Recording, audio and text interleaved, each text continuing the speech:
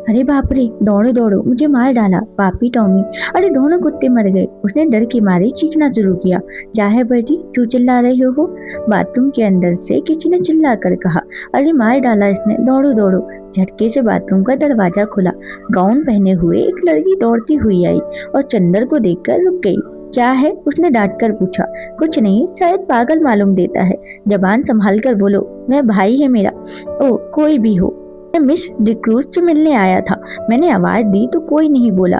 मैं बाग में घूमने लगा। इतने में इसने मेरी गर्दन पकड़ ली। ये बीमार और कमजोर है, वरना अभी गर्दन दबा देता। घोड़ा उस लड़की के आते ही फिर तनकर खड़ा हो गया और दांत पीसकर बोला, अरे मैं तुम्हारे दांत तोड़ दूंगा, बदमाश कहीं का। चुपके चुपके आया और गुलाब तोड़ने लगा। मैं चमेली की झाड़ के पीछे छिपकर देख रहा था। अभी मैं पुलिस बुलाता हूँ, तुम देखते रहो बेटी इसे, मैं फोन करती हूँ। लड़की ने डांटते हुए कहा। अरे भाई, मैं मिस डिक्रूज से मिलने आया हूँ। मैं तुम्हें नहीं जानती, झूठा कहीं का। मैं मिस डिक्रूज हूँ। देखिए तो ये खत। लड़की ने खत खोला और पढ़ा और एकदम उसने आवाज बदल दी। छी बेटी, तुम किसी दिन पागल खाने जाओगे। आपको डॉक्टर शुक्ला ने भेजा है। तुम तो मुझे बदनाम कर डालोगे। उसकी शक्ल और भी रोनी हो गई। मैं नहीं जानता था, मैं नहीं जानता था, उसने और भी घबरा कर कहा। माफ कीजिएगा, लड़की ने बड़े मीठे स्वर में साफ हिंदुस्तानी में कहा। मेरे भाई का दिमाग जरा ठीक नहीं रहता जब से इसकी पत्नी की मौत हो गई। इसका मतलब ये नहीं कि ये किसी भले आदमी की इज्जत उतार ले। चंदर ने बिगड़ कर कहा। देखिए, बुरा मत मानिए, मैं इनकी ओर से माफी मांगती हूँ। आइए अंदर चलिए। उसने चंदर का हाथ पकड़ लिया। उसका हाथ बेहद ठंडा था। वह नहाकर आ रही थी। उसके हाथ से एक तुषार स्पर्श से चंदर सिहर उठा और उसने हाथ झटका कर कहा, अफसोस आपका हाथ तो बर्फ है। लड़की चौंक गई। अरे शैतान तुम्हें ले जाए बेटी, तुम्हारे पीछे मैं गाउन में भाग आई। और गाउन के दोनों कॉलर पकड़कर उसने अपनी खुली गर्दन ढकने का प्रयास किया और फिर अपनी पोशाक पर लज्जित होकर भागी। अभी तक गुस्से के मारे चंदर ने उस पर ध्यान नहीं दिया था, लेकिन उसने देखा कि वह 23 बरस की दुबली पतली तरुणी है। लहराता हुआ बदन, गले तक कटे हुए बाल, एंग्लो इंडियन होने के बावजूद गोरी नहीं है। चाय की तरह वह हल्की, पतली, भूरी और तुर्स थी। भागते वक्त वह ऐसी लग रही थी जैसे छलकती हुई चाय। इतने में वह घोड़ा उठा और चंदर का कंधा छूकर बोला, माफ करना भाई, उससे मेरी शिकायत मत करना। असल में ये गुलाब मेरी मृत पत्नी की यादगार है। जब इनका पहला पेड़ आया था तब मैं इतना ही जवान था जितने तुम, और मेरी पत्नी उतनी ही अच्छी थी जितनी पम्मी। कौन पम्मी? यह मेरी बहन प्रमीला डिक्रूज। ओह, कब मरी आपकी पत्नी? माफ कीजिएगा, मुझे भी मालूम नहीं था। हाँ, मैं बड़ा अभागा हूँ, मेरा दिमाग कुछ खराब है, देखिए। कहकर उसने झुककर अपनी खोपड़ी चंदर के सामने कर दी और बहुत गिड़गिड़ाकर बोला, पता नहीं कौन मेरे फूल चुरा ले जाता है। अपनी पत्नी की मृत्यु के बाद 5 साल से मैं इन फूलों को संभाल रहा हूँ। हाय रे मैं, जाइए, पम्मी बुला रही है। सहन का बीच का दरवाजा खुल गया था और पम्मी कपड़े पहनकर बाहर झांक रही थी। चंदर आगे बढ़ा और गोरा मुड़कर अपने फूल और चमेली की झाड़ी में खो गया। चंदर गया और कमरे में पड़े सोफे पर बैठ गया। पम्मी हल्की फ्रांसीसी खुशबू से महक रही थी। शैम्पू से धुले हुए रूखे बाल मछले पड़ रहे थे। वह आई, निसंकोच भाव से उसी सोफे पर कपूर के बगल में बैठ गई और बड़ी मुलायम आवाज में बोली, मुझे बड़ा दुख है मिस्टर कपूर, आपको बहुत तवालत उठानी पड़ी। चोट तो नहीं आई? नहीं नहीं, कोई बात नहीं। कपूर का सारा गुस्सा हवा हो गया। कोई भी लड़की निसंकोच भाव से इतनी अपनायत से सहानुभूति दिखाए और माफी मांगे तो उसके सामने कौन पानी पानी नहीं हो जाएगा। लेकिन चंदर की एक आदत थी, और चाहे कुछ ना हो, कम से कम वह ये अच्छी तरह जानता था कि नारी जाति से व्यवहार करते समय कहाँ पर कितनी ढील देनी चाहिए, कितना कसना चाहिए, कब सहानुभूति से उन्हें झुकाया जा सकता है, कब अकड़कर। इस वक्त जानता था कि इस लड़की से वह जितनी सहानुभूति चाहे ले सकता है।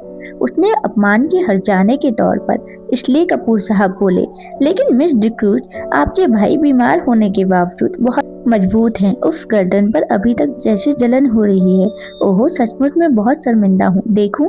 और कॉलर हटाकर उसने गर्दन पर अपनी बर्फीली उंगलियां रख दी।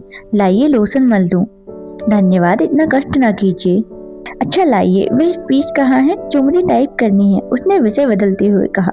यह लीजिए, कपूर ने दे दी।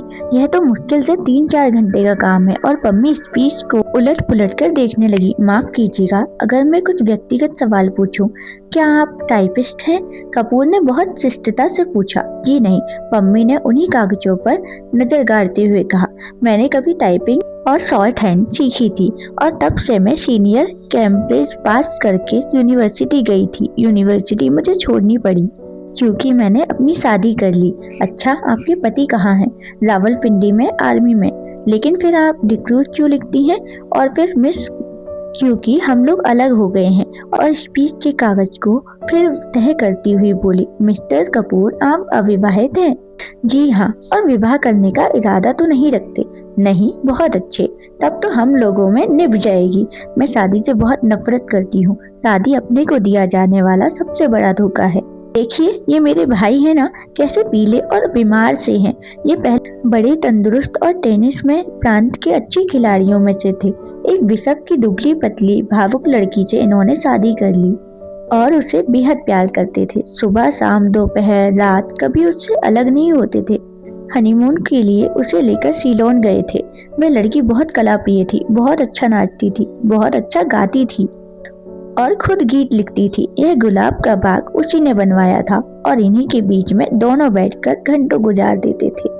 कुछ दिनों बाद दोनों में झगड़ा हुआ। क्लब में बॉल डांस था और उस दिन वह लड़की बहुत अच्छी लग रही थी, बहुत ही अच्छी। डांस के वक्त इनका ध्यान डांस की तरफ कम था और अपनी पत्नी की तरफ ज्यादा। इन्होंने आवेश में उसकी उंगलियां जोर से दबा दी। वह चीख पड़ी और सभी इन लोगों को देखकर हंस पड़े। वह घर आई और बहुत बिगड़ी। बोली, आप नाच रहे थे या टेनिस का मैच खेल रहे थे? मेरा हाथ था या टेनिस का रैकेट? इस बात पर बर्टी भी बिगड़ गया और उस दिन से जो इन लोगों में खटकी तो फिर कभी ना बनी। धीरे धीरे वह लड़की एक सार्जेंट को प्यार करने लगी। बर्टी को इतना सदमा हुआ कि वह बीमार पड़ गया, लेकिन बर्टी ने तलाक नहीं दिया, उस लड़की से कुछ कहा भी नहीं और उस लड़की ने सार्जेंट से प्यार जारी रखा। लेकिन बीमारी में बर्टी की बहुत सेवा की। बर्टी अच्छा हो गया। उसके बाद उसको एक बच्ची हुई। उसी में वह मर गई। हालांकि हम लोग सब जानते हैं कि वह बच्ची उस सार्जेंट की थी, लेकिन बर्टी को यकीन नहीं होता कि वह सार्जेंट को प्यार करती थी। वह कहता है, ये दूसरे को प्यार करती होती तो मेरी इतनी सेवा कैसे कर सकती थी भला। उस बच्ची का नाम बर्टी ने रोज रखा और उसे लेकर दिन भर उन्हीं गुलाब के पेड़ों के बीच बैठा रहता था, जैसे अपनी पत्नी को लेकर बैठता था। 2 साल बाद बच्ची को सांप ने काट लिया। वह मर गई और तब से बर्टी का दिमाग ठीक नहीं रहता। खैर, जाने दीजिए, आप अपना काम शुरू करें। चलिए अंदर के स्टडी रूम में चलें। चलिए, चंदर बोला और पम्मी के पीछे पीछे चल दिया। मकान बहुत बड़ा था और पुराने अंग्रेजों के ढंग पर सजा हुआ था। बाहर से जितना पुराना और गंदा नजर आता था, अंदर से उतना ही आलीशान और सुथरा। ईस्ट इंडिया कंपनी के जमाने की छाप थी अंदर। यहाँ तक कि बिजली लगने के बावजूद अंदर पुराने बड़े बड़े हाथ से खींचे जाने वाले पंखे थे। 2 कमरों को पार करके लोग स्टडी रूम में पहुंचे। बड़ा कमरा जिसमें चारों तरफ अलमारियों से किताबें सजी हुई थी। 4 कोनों में 4 मेजें लगी हुई थी, जिसमें कुछ बस्ट और कुछ तस्वीरें स्टैंड के सहारे रखी हुई थी। एक अलमारी में नीचे खाने में टाइपराइटर रखा था। पम्मी ने बिजली जला दी और टाइपराइटर खोलकर साफ करने लगी। चंदर घूमकर किताबें देखने लगा। एक कोने में कुछ मराठी की किताबें रखी थी। उसे बड़ा ताज्जुब हुआ। अच्छा पम्मी, ओह माफ कीजिएगा मिस डिक्रूज। नहीं, आप मुझे पम्मी पुकार सकते हैं, मुझे यही नाम अच्छा लगता है। हाँ, क्या पूछ रहे थे आप? क्या आप मराठी भी जानती हैं? नहीं, मैं तो नहीं, मेरी नानी जी जानती थी। क्या आपको डॉक्टर शुक्ला ने हम लोगों के बारे में कुछ नहीं बताया? नहीं, कपूर ने कहा। अच्छा, ताज्जुब है। पम्मी बोली, आपने ट्रेनाली डिक्रूज का नाम सुना है ना? हाँ, डिक्रूज, जिन्होंने कौसंबी में खुदाई करवाई थी। वह तो बहुत बड़े पुरातत्ववेत्ता थे। कपूर ने कहा, हाँ वही। वह मेरे सगे नाना थे और वह अंग्रेज नहीं थे, मराठा थे। और उन्होंने मेरी नानी से शादी की थी, जो कि एक कश्मीरी ईसाई महिला थी। उनके कारण भारत में उन्हें ईसाईयत अपनानी पड़ी। यह मेरे नाना का ही मकान है और हम लोगों को मिल गया है। डॉक्टर शुक्ला के दोस्त मिस्टर श्रीवास्तव बैरिस्टर है ना, वे हमारे खानदान के अटर्नी थे। उन्होंने और डॉक्टर शुक्ला ने ही यह जायदाद हमें दिलवाई। लीजिए, मशीन तो ठीक हो गई।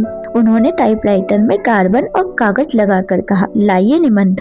इसके बाद घंटे भर तक टाइपराइटर रुका नहीं। कपूर ने देखा कि यह लड़की जो व्यवहार में इतनी सरल और स्पष्ट है, फैशन में इतनी नाजुक और शौकीन है, काम करने में उतनी ही मेहनती और तेज भी है।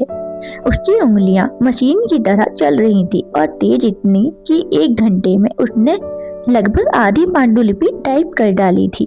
ठीक 1 घंटे के बाद उसने टाइपराइटर बंद कर दिया